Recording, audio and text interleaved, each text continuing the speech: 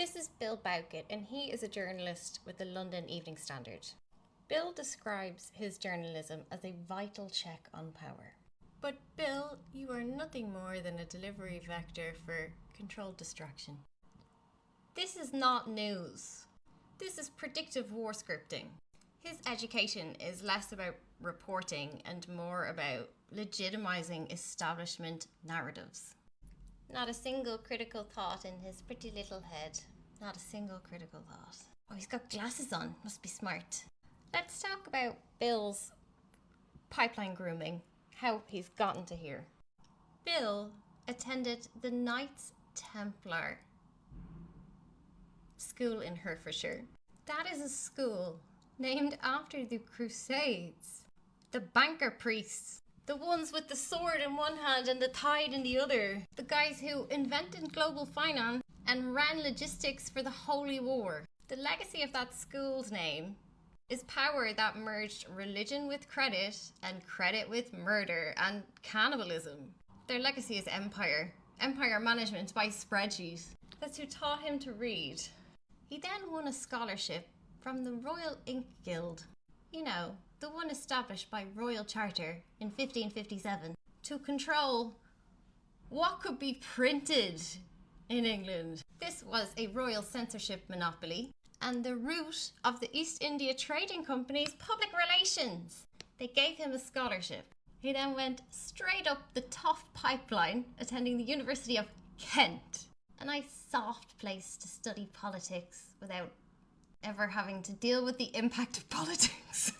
Perfect little journalism school to make you employable to the Daily Mail, which is where he went next. Couldn't make this up. Where he did his work experience under editor Liz Hunt. He went on to do a master's in City London University, where he was taught media law by Claire Detain. And they teach these ideologues things like the difference between slander and libel, because when you're so dicey with the truth, you have to be careful with the law.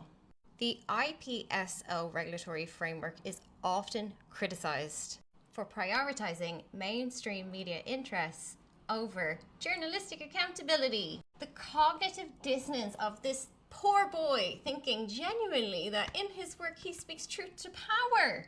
You're their narrative shield. It is his job to heighten public anxiety, and he does it well with headlines like this. Let's talk about this. A bunker buster bomb is designed to penetrate over 200 feet of concrete. Iran's Iranian facilities are buried deep in the mountains. If you've been following my Zoroastrian series, you'll already understand this about the topography of Iran. But standard bombs cannot reach the enrichment facility. So the West are trying to get you behind ideas like this. This is very crazy and dangerous. Trump's rhetoric demanding unconditional surrender or else we will use a bunker buster bomb on a mountain has even the most conservative analysts displaying caution. But Bill? I hope you're getting paid well for this one. Inciting World War III. The headline emphasizes the dramatic weapon here, gives you the pounds, and then makes it even more scary, the idea that this could be all down to Trump and his decision to unleash it. Such framing heightens the sense of crisis and urgency. All he's achieved here is escalated tension.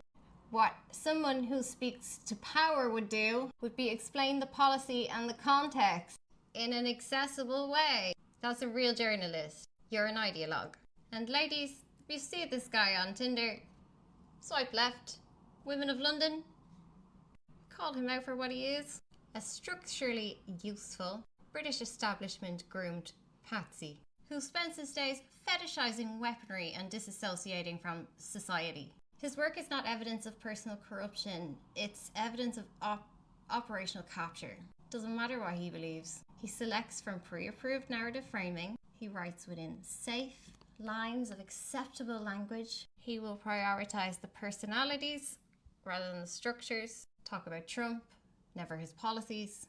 Heighten spectacle over substance. Gives the reader fear instead of usable education.